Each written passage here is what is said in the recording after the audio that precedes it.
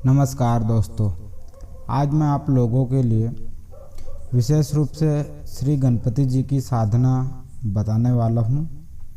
यह 10 दिनों की साधना है। इस साधना में मैं आपको विधि एवं श्री गणेश जी महाराज का मंत्र बताऊंगा। इस साधना के माध्यम से यदि आपके जीवन में किसी भी प्रकार की परेशानियां आ रही हो तो आप इस साधना करके उस परेशानियों को धीरे धीरे कम कर सकते हैं। और यदि आपके मन में किसी तरह से कुछ मनोकामना है जो आपको पूर्ण करनी हो तो इस साधना के माध्यम से आप अपनी मनोकामना पूर्ण कर सकते हो। विशेष रूप से यह जो साधना है वह मनोकामना पूर्ति के लिए ही है और इसे कोई भी साधारण व्यक्ति कर सकता है। यह साधना करने के काफ़ी सारे लाभ हैं।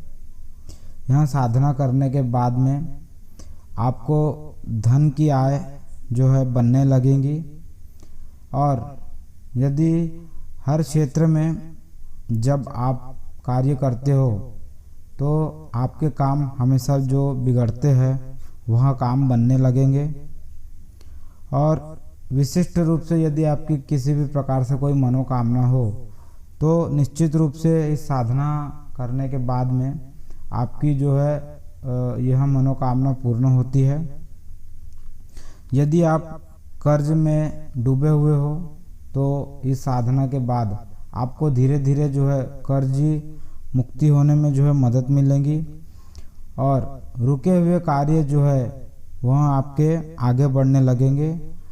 और यदि किसी चीज़ में आपको सफलता नहीं मिलती हो तो इस साधना करने के बाद में आपको निश्चित रूप में उस कार्य में सफलता मिलेंगी। अब आपको मैं इस साधना का नियम बताने वाला हूँ।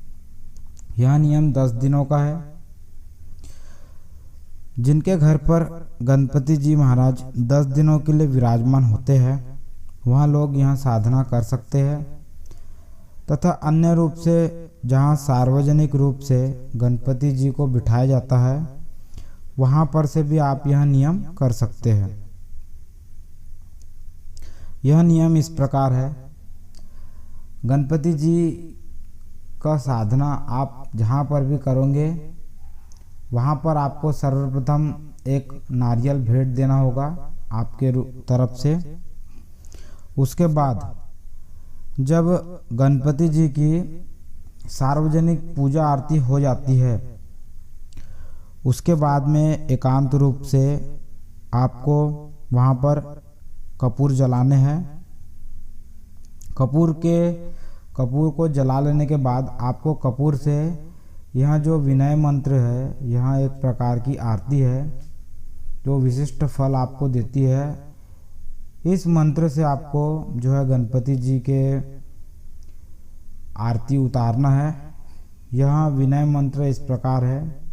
श्री गणपति जी के चरण है दंडवत प्रेम से मही प्रेम रहे साथ कृपा दृष्टि वही मिले अचार करके किया प्रसन्न गुरु सुनो श्रद्धा सुनो श्रुति गुरु बोले सिद्धांत सुनो मैंने नियमित सदा समृद्ध शास्त्र आदि पढ़े तो ही मेरे मन की भावना मिटती नहीं सावधान नहीं साथ मिले रहता कहाँ मेरे ध्यान में मैं बैठता नहीं तो भी मेरे मन की भावना मिटती नहीं सावधान नहीं साथहीन मिले रहता कहाँ मेरे ध्यान में मैं बैठता नहीं तो भी मेरे मन की भावना मिटती नहीं अर्थात मुझसे कहे। दोस्तों यह विनय मंत्र है जो कि आपको कपूर से आरती उतारते वक्त एक बार इसका पाठ करना है। यह पाठ कर लेने के बाद में आपको एक गणपति मंत्र जो है जो आपको मैं इस गणपति मंत्र को आपको 5 बार जाप करना है।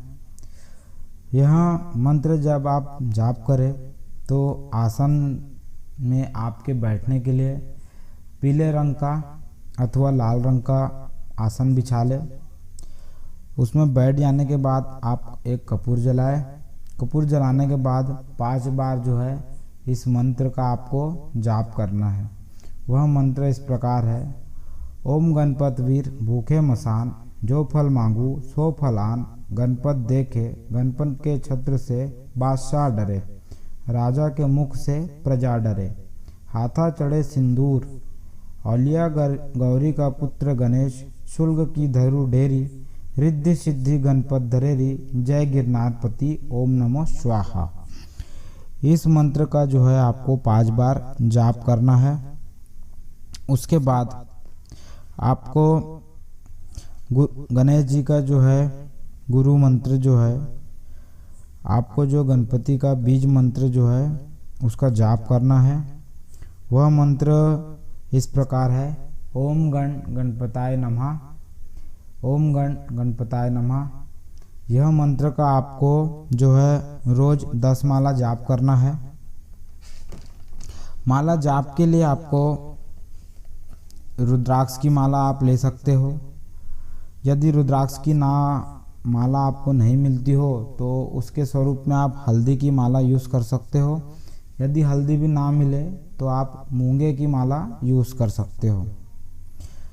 जब आप जाप करते हो तो जाप के लिए आप एक निश्चित समय पर तय कर लीजिए कि आपको यहाँ साधना सुबह करना है अथवा शाम को करना है। कोई भी एक टाइम पे आपको यहाँ साधना करनी है।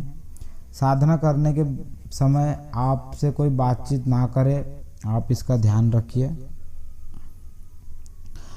और ब्रह्मचर्य का जो नियम है वहाँ आपको पालन करना है। दृष्टि में किसी भी प्रकार से किसी को देख के उसके प्रति गलत विचार नहीं आना चाहिए। 10 दिन पूर्ण होने के बाद यदि यहाँ साधना पूर्ण होती है तो स्वप्न में श्री गणेश जी महाराज के हमें दर्शन प्राप्त होते हैं और उसी के साथ में जो भी हम अपनी मनोकामनाएं मांगते हैं वह भी पूर्ण होती है। दोस्तों, यह पूर्ण होने के बाद में 10 दिन पूर्ण होने के बाद में आपने जो नारियल चढ़ाया हुआ था वह नारियल फोड़ना है और नियम स्वरूप जो है गणपति महाराज को जो है विदा करना है आपको। यह एक साधारण विधि है जिसे कोई भी व्यक्ति आसानी से कर सकता है और ख़ास तरीके से बस आपको एक ही चीज़ का ध्यान रखें, जो ब्रह्मचर्य के जो नियम है उसका पालन करें। मंत्र का जाप जो है सही तरीके से कीजिए जिससे कि जो है आपको उचित रूप से फल प्राप्त हो सके।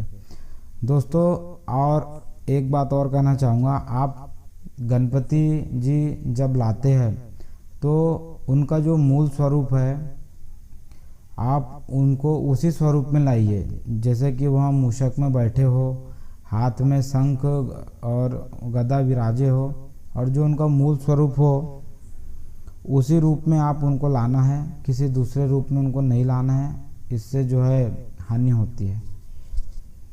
धन्यवाद दोस्तों।